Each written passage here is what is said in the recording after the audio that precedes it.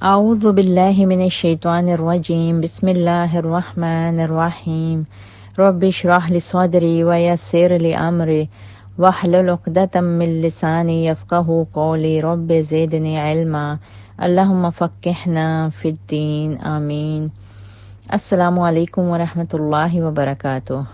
الحمدللہ ہم سب نے سورہ بقرہ کے 3 رکوع کی تفسیر مکمل کر چکے ہیں، اور ان 3 رکوع میں ہم نے مومنین متقین کی صفات، منافقین کی علامات پڑھ چکے ہیں۔ آج انشاءاللہ تعالی ہم 4 رکوع سے آغاز کریں گے اور آیت نمبر 30 سے شروع کریں گے۔ اعوذ باللہ من الشیطان الرجیم۔ وَإِذْ قَالَ رَبُّكَ لِلْمَلَائِكَةِ إِنِّي جَاعِلٌ فِي الْأَرْضِ خَلِيفَةً قالوا أتجعل فيها من يفسد فيها ويسفك الدماء ونحن نسبح بحمدك ونقدس لك قال إني أعلم ما لا تعلمون۔ پھر ذرا اس وقت کا تصور کرو جب تمہارے رب نے فرشتوں سے کہا تھا کہ میں زمین میں ایک خلیفہ بنانے والا ہوں۔ انہوں نے عرض کیا، کیا آپ زمین میں کسی ایسے کو مقرر کرنے والے ہیں جو اس کے انتظام کو بگاڑ دے گا اور خون ریزیاں کرے گا؟ آپ کی حمد و ثنا کے ساتھ تسبیح اور آپ کے لیے تقدیس تو ہم کر ہی رہے ہیں۔ فرمایا، میں جانتا ہوں جو کچھ تم نہیں جانتے۔ سبحان اللہ۔ اب ان آیات میں اللہ تعالیٰ اس وقت کا نقشہ ہمارے سامنے رکھ رہا ہے کہ جب اللہ تعالیٰ نے فرشتوں کے سامنے تمام انسانوں کو پیدا کرنے کا اعلان کیا اور انسان کو وہ اعلیٰ درجہ بھی دینے کا اعلان کیا، یعنی اپنا نائب، اپنا خلیفہ بنانے کا، تاکہ وہ اللہ کی بنائی ہوئی دنیا میں اللہ کی عبادت بھی کریں اور اللہ کے دین کا پیغام بھی پھیلائیں۔ تو فرشتوں نے کیا کہا؟ قالوا تجعل فیہا من یفسد فیہا، کیا آپ زمین میں کسی ایسے کو مقرر کرنے والے ہیں جو اس کے انتظام کو بگاڑ دے گا اور فساد کرے گا؟ حالانکہ اس کے مقابلے میں ہم سب آپ کی حمد و ثنا، تعریف اور تقدیس یعنی پاکی بیان کر ہی رہے ہیں۔ وَنَحْنُ نُسَبِّحُ بِحَمْدِكَ وَنُقَدِّسُ لَكَ۔ اب یہاں ایسی بات نہیں کہ فرشتوں نے اللہ تعالیٰ کی بات پر اعتراض کیا ہو، بلکہ فرشتوں کے پیش نظر اس سے پہلے کے حالات تھے۔ جب اللہ تعالیٰ نے انسانوں کو بنانے سے 2000 سال پہلے جنوں کو بنایا تو جنوں نے اپنی محدود آزادی کی بنا پر بے انتہا فساد پھیلایا۔ تب اللہ تعالیٰ نے فیصلہ کیا کہ اب میں ایک اور مخلوق بناؤں گا جو میری عبادت بھی کریں گے اور تعریف بھی بیان کریں گے، اور انسانوں کو بنانے کا مقصد بھی یہی ہے، صرف اور صرف اللہ کی عبادت اور بس عبادت۔ لہٰذا جب فرشتوں نے اللہ تعالیٰ سے مخلوق بنانے پر اپنی رائے کا اظہار کیا تو اس پر اللہ تعالیٰ نے کیا کہا؟ عالم ما لا تعلمون، میں جانتا ہوں جو کچھ تم نہیں جانتے۔ ورنہ فرشتوں کو کیا پتا تھا کہ یہ انسان دنیا میں فساد پھیلائیں گے؟ فرشتے کوئی غیب کا علم نہیں جانتے۔ انہوں نے صرف اور صرف اپنے پچھلے تجربے کی بنیاد پر، جو کہ وہ جنوں کی طاقت کا دیکھ چکے تھے، اس وجہ سے انہوں نے ایسے کہا۔ اور دیکھا جائے تو فرشتوں کا خدشہ بالکل ٹھیک بھی تھا، جو کچھ آج کا انسان اس دنیا میں کر رہا ہے، یعنی انسان جہاں شر پھیلا رہا ہے وہاں دنیا میں فساد اور ساتھ خون ریزیاں بھی کر رہا ہے۔ تو اس لحاظ سے فرشتوں کا خدشہ بالکل صحیح تھا، لیکن اللہ تعالیٰ نے کہا، میں وہ جانتا ہوں جو تم نہیں جانتے۔ اور انسان جو دنیا میں شر پھیلا رہا ہے وہاں خیر بھی پھیلائے گا۔ ایک طرف اگر ابو جہل اور ابو لہب ہیں تو دوسری طرف ابو بکر اور عمر بھی ہیں۔ ایک طرف اگر فرعون ہے تو دوسری طرف سلیمان علیہ السلام بھی تھے۔ فرعون نے اگر اپنی طاقت سے دنیا میں تباہی مچائی، ظلم و ستم کیے، تو دوسری طرف حضرت سلیمان علیہ السلام بھی تھے، جن کو اللہ تعالیٰ نے ایسی حکومت اور طاقت دی تھی جو دنیا میں کسی کو عطا نہیں کی گئی، لیکن انہوں نے اپنی طاقت کا استعمال فرعون کی طرح نہیں کیا، بلکہ اللہ کی مرضی کے مطابق اپنی طاقت کو استعمال کیا۔ اور یہ سب کچھ صرف اللہ جانتا ہے، فرشتے نہیں جانتے۔ آیت 31،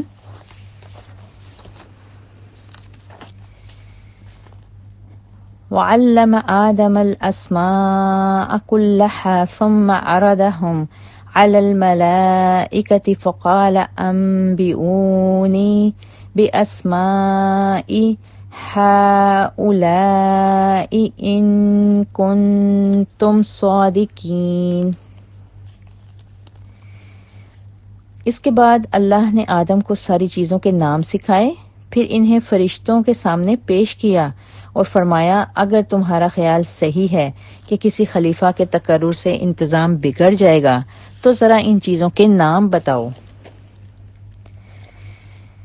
اللہ تعالیٰ نے آدم علیہ السلام کو تمام چیزوں کے نام سکھائے اور ان چیزوں کا استعمال اور ان کے خواص اور انسان کو نامعلوم باتوں تک پہنچنے کی قوت اور طاقت بھی بتائی، اور زمین کا نظام چلانے کے لیے، خلافت قائم کرنے کے لیے یہ بہت ضروری تھا، جو فرشتوں کو بالکل نہیں پتہ تھے، کیونکہ فرشتے تو صرف اللہ کے بتائے ہوئے مخصوص امور انجام دیتے ہیں، وہ صرف انہی کاموں کے متعلق جانتے تھے، باقی ہر قسم سے علم سے وہ بے خبر تھے۔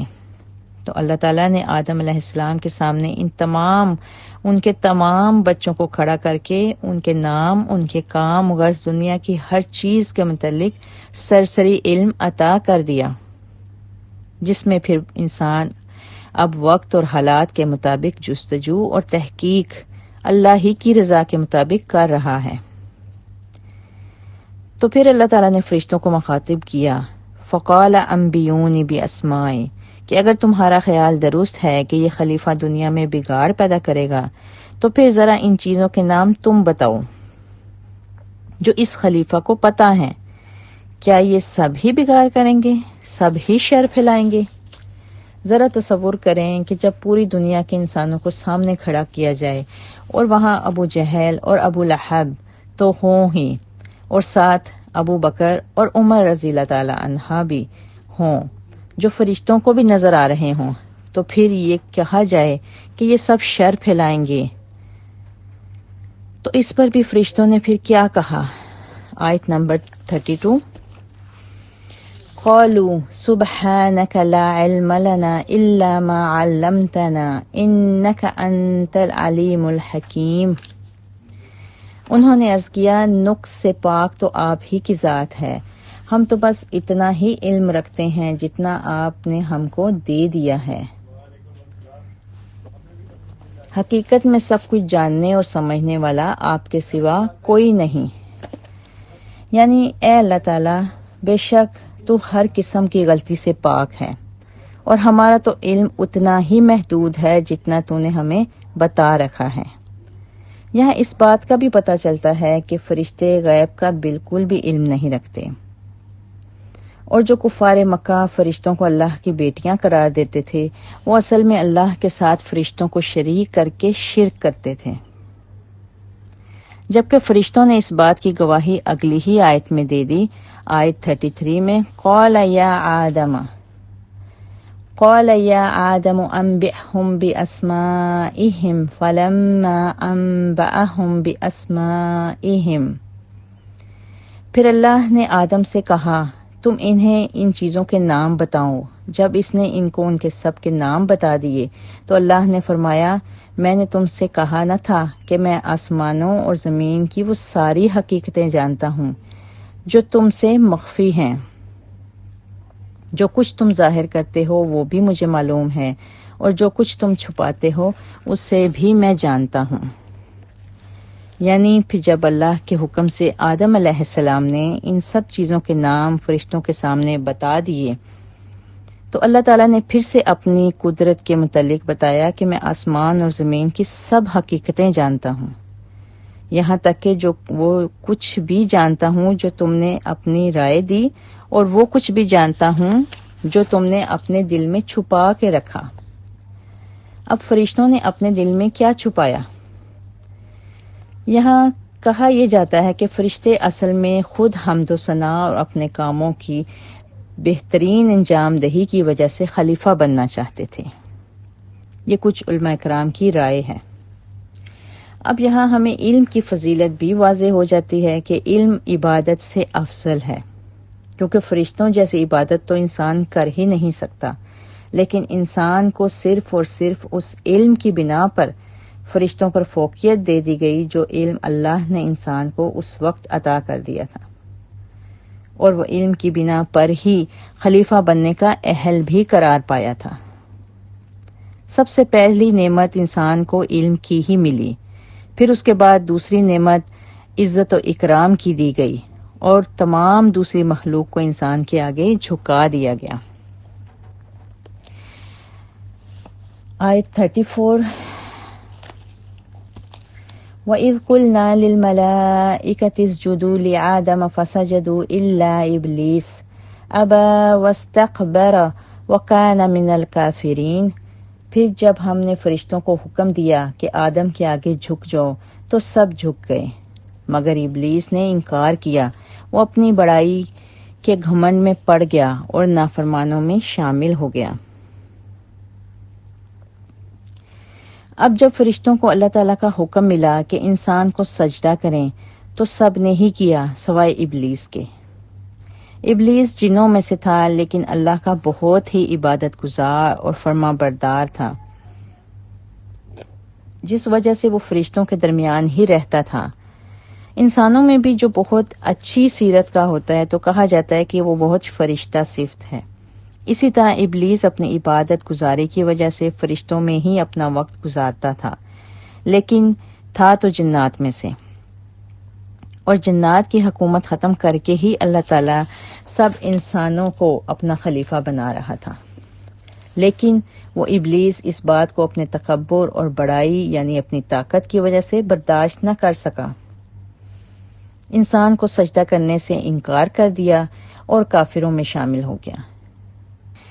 آیت 35، وَقُلْنَا يَا آدَمُ اسْكُنْ أَنْتَ وَزَوْجُكَ الْجَنَّةَ وَكُلَا مِنْهَا رَغَدًا حَيْثُ شِئْتُمَا وَلَا تَقْرَبَا هَٰذِهِ الشَّجَرَةَ فَتَكُونَ مِنَ الظَّالِمِينَ۔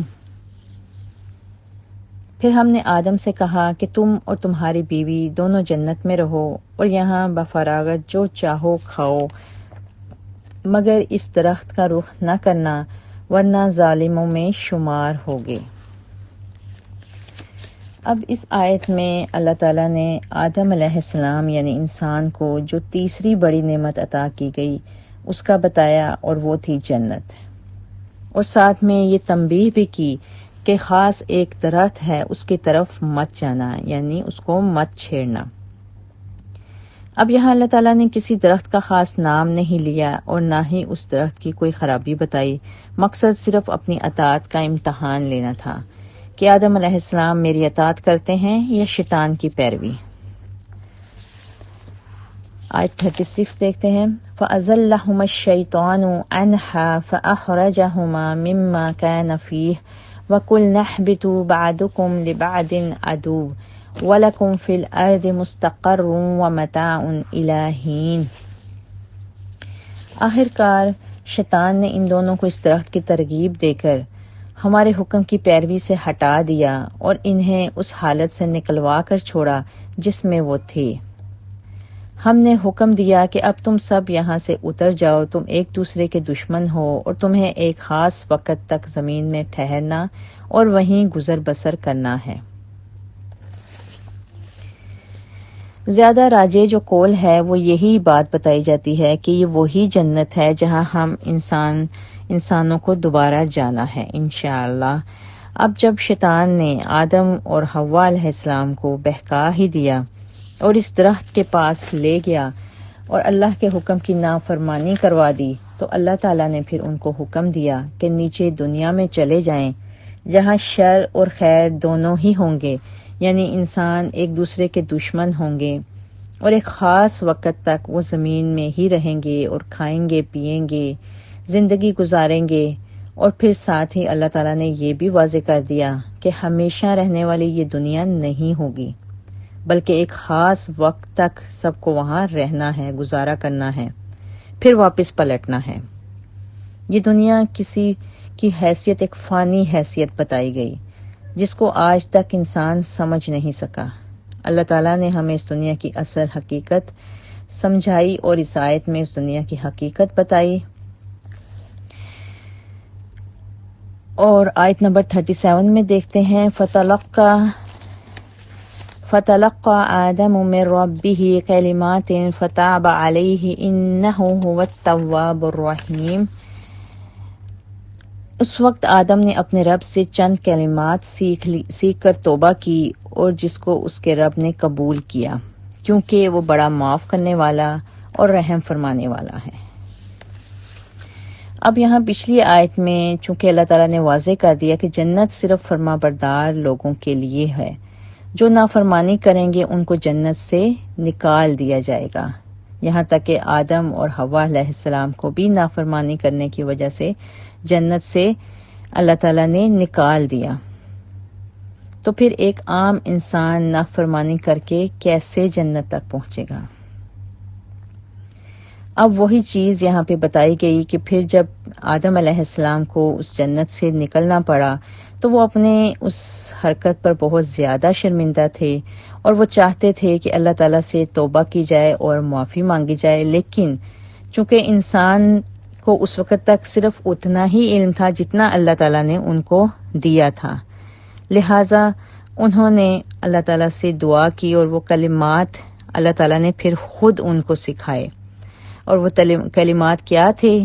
وہ یہاں پہ سورہ بقرہ میں ہمیں الفاظ نہیں ملتے، بلکہ سورہ اعراف میں ہمیں وہ دعا ملتی ہے جو اللہ تعالیٰ نے حضرت آدم علیہ السلام کو اس وقت سکھائی۔ ربنا ظلمنا انفسنا وان لم تغفر لنا وترحمنا لنكونن من الخاسرین۔ اے پروردگار، ہم اپنی جانوں پر ظلم کر بیٹھے ہیں، اور اگر تو ہمیں معاف نہ کرے گا اور ہم پر رحم نہ کرے گا تو ہم تو خسارہ پانے والوں میں شامل ہو جائیں گے۔ اور دیکھیں، یہ انسان ہی تھا جس نے توبہ کر کے اللہ سے خیر مانگی اور واپس پلٹا۔ انسان کی اسی خوبی کی وجہ سے اللہ تعالیٰ نے اس کو فرشتوں اور دوسری سب مخلوق پر فوقیت دی اور شر کے ساتھ اس کے خیر کی گواہی بھی دی، الحمدللہ۔